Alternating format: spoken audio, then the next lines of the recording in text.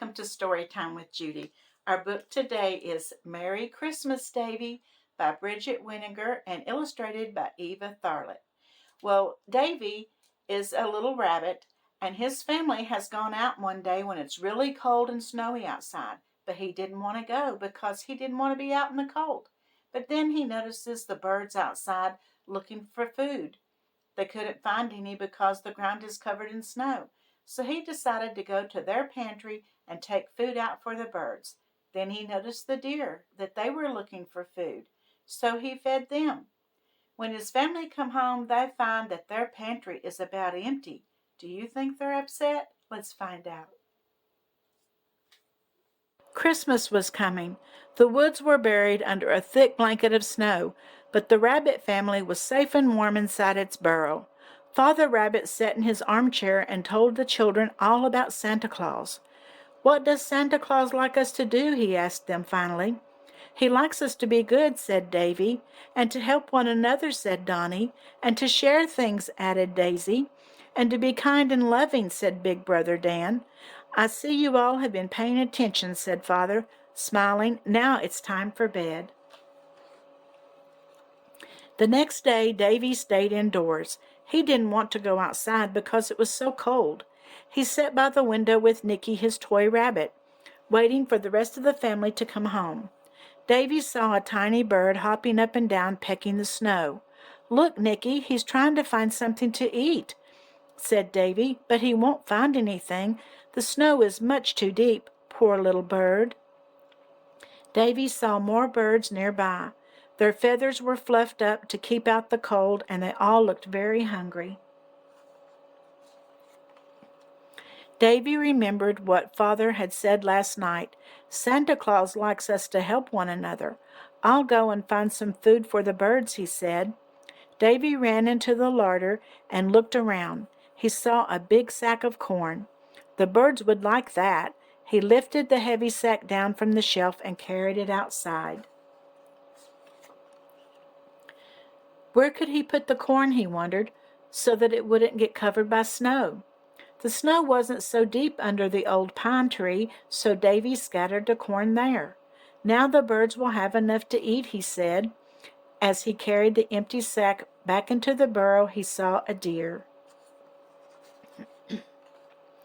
"The poor deer," said Davy. "How can they find any grass under such deep snow? They need my help too." Davy grabbed a bundle of sweet-smelling hay and hauled it over to the edge of the woods.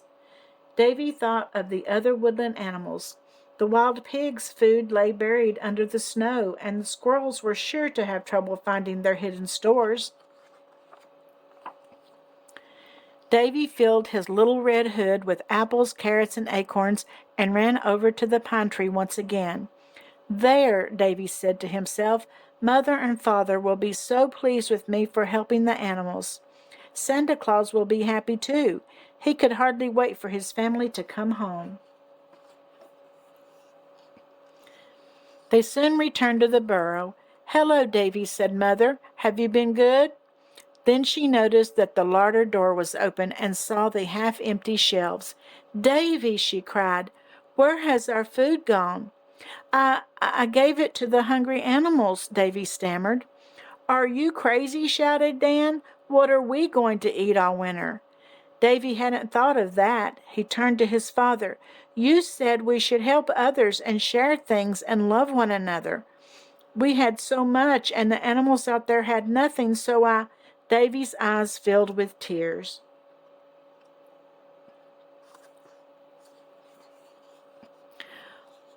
"Why, well, Daisy, Davy has given our food away. Now we're going to starve." "Dinah hungry," squeaked her baby sister, and Donnie muttered, "What a fool." "Don't say that," said Father. "Davy meant well, and he is right. We had a lot, and the other animals had very little, so we shared our food. But don't worry, we won't go hungry." "That's true," said Mother. "Things could be much worse. If we are careful, our food will last until spring. What's important is that we love and help each other now. Will you all promise to do that?" "We will," they promised. Time flew by until Christmas. Everyone was very careful not to waste any food. Sometimes Davy didn't even eat all of his share. He took the last crumbs over to the pine tree and scattered them on the ground. He didn't want the animals to think he had forgotten them. Then it was Christmas Eve.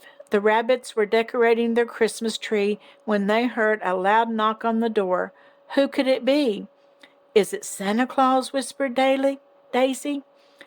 Davy certainly hoped it was. He ran to the door.